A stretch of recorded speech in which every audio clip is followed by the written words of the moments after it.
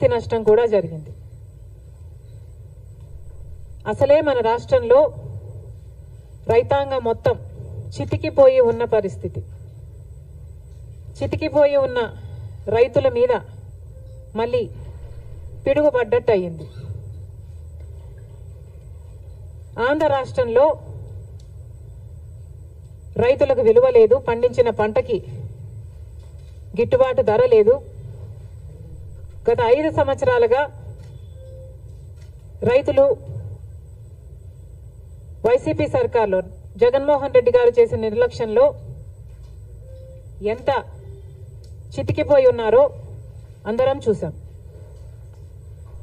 రాజశేఖర రెడ్డి గారు ముఖ్యమంత్రిగా 5 సంవత్సరాలే ఉన్నా 5 సంవత్సరాలలో రైతుకు పెద్దపీట వేశాడు, రైతుల్ని ఆదుకున్నాడు, రైతులకు రుణమాఫీ చేశాడు. ఎన్నో పథకాలు రైతుల కోసమే చేసిన వ్యక్తి, రైతు పక్షపాతిగా నిలిచిన వ్యక్తి రాజశేఖర రెడ్డి గారు.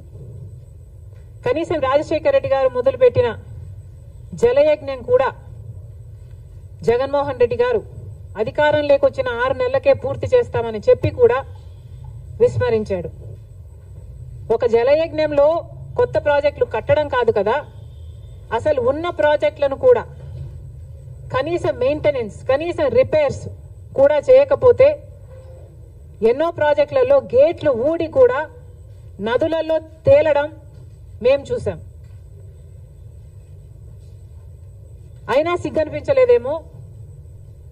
రైతుల కోసం 3,000 కోట్లతో ధర స్థిరీకరణ నిధి ఏర్పాటు చేస్తామని చెప్పారు.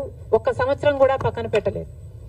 4,000 కోట్లతో రైతులు పంట నష్టపోతే నష్టపరిహారం కింద పక్కన పెడతామన్నారు. 1 సంవత్సరం కూడా పెట్టలేదు. రాజశేఖర రెడ్డి గారు ఉన్నప్పుడు ఇన్పుట్ సబ్సిడీ అయితేనేమి, లేకపోతే డ్రిప్ మీద సబ్సిడీ అయితేనేమి, యంత్రాల మీద సబ్సిడీ అయితేనేమి, ఇలా ఎన్నో ఇచ్చి ఆదుకుంటే ఏది ఇవ్వకుండా రైతుల్ని ఘోరంగా ముంచేయడం గత 5 సంవత్సరాలుగా. రైతన్నవాడు అసలు ఆంధ్ర రాష్ట్రంలో అప్పే లేని రైతన్నవాడు లేకుండా మిగలకుండా పోయాడు. ఇంత చితికిపోయి ఉన్న రైతుల మీద ఈరోజు మళ్ళీ ఈ వర్షాల భారం. మరి రైతన్నవాడు ఏం చేయాలి? రైతులు ఎలా బతకాలి?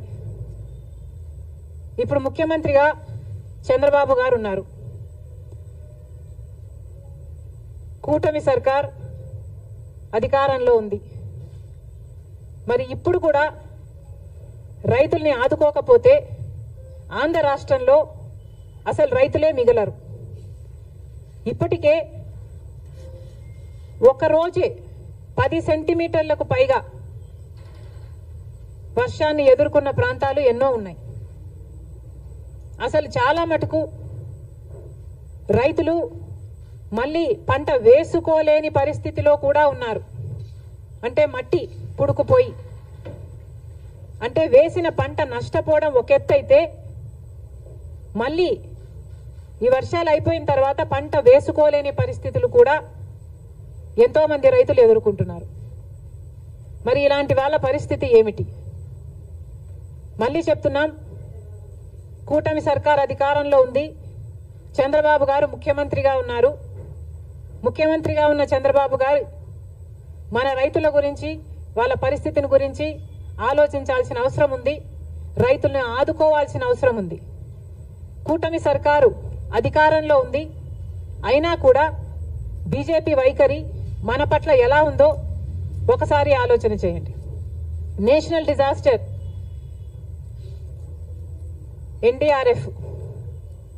ఎన్డీఆర్ఎఫ్ బలగాలు మన రాష్ట్రాలకి ఎంతమంది వచ్చారు, ఎంతమందిని ఆదుకున్నారు? ఇదే వర్షాలు ఒకవేళ యూపీలోనో గుజరాత్లోనో పడితే అక్కడ ఎంతమంది బలగాలు ఉన్నారు? మన రాష్ట్రం అయితే ఎందుకు ఈ సవతి తల్లి ప్రేమ? ఇంకెన్నాళ్ళు? గత 10 సంవత్సరాలుగా బీజేపీ ప్రభుత్వం కేంద్రంలో అధికారంలో ఉండి కూడా మనకు ఒక్క మేలు కూడా చేయకపోగా ప్రతి విషయంలోనూ మోసం చేసుకుంటూనే వచ్చింది. మరి అలాంటి బీజేపీతో చంద్రబాబు గారు కూటమి కట్టారు. ఆ కూటమి ఇప్పుడు అధికారంలో ఉంది. మరి ఇప్పుడైనా మన రైతుల్ని ఆదుకోకపోతే మన రైతులు నిజంగానే చితికిపోతారు. దయచేసి చంద్రబాబు గారు దీన్ని ఒక మామూలు వర్షంగానో వర్షాకాలం వర్షంగానో చూడకుండా రాష్ట్ర విపత్తుగా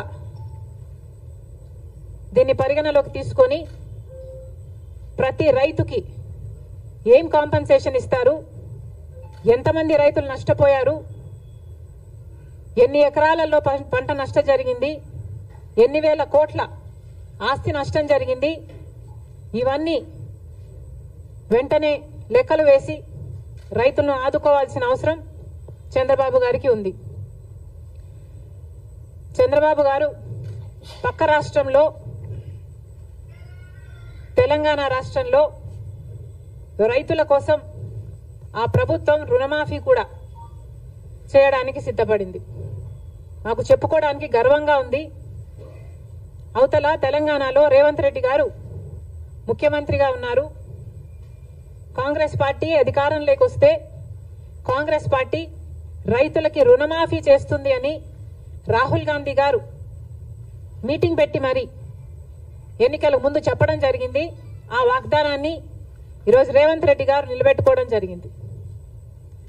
దాదాపు 40,000 రైతు కుటుంబాలను రుణ విముక్తుల్ని చేయడానికి సాహసం చేసింది రేవంత్ రెడ్డి గారి ప్రభుత్వం. ఒకప్పుడు రాజశేఖర్ రెడ్డి గారు ముఖ్యమంత్రిగా ఉండగా సోనియా గాంధీ గారి నాయకత్వంలో, మన్మోహన్ సింగ్ గారి నాయకత్వంలో దేశం మొత్తం మీద రుణమాఫీ చేసిన ఘనత ఒక్క కాంగ్రెస్ పార్టీది మాత్రమే. మళ్ళీ ఈరోజు రాజశేఖర్ రెడ్డి గారు రుణమాఫీ చేసినట్టుగానే అవతల తెలుగు ప్రజలకు రేవంత్ రెడ్డి గారు మళ్ళీ రుణమాఫీ చేయ తలపెట్టారు.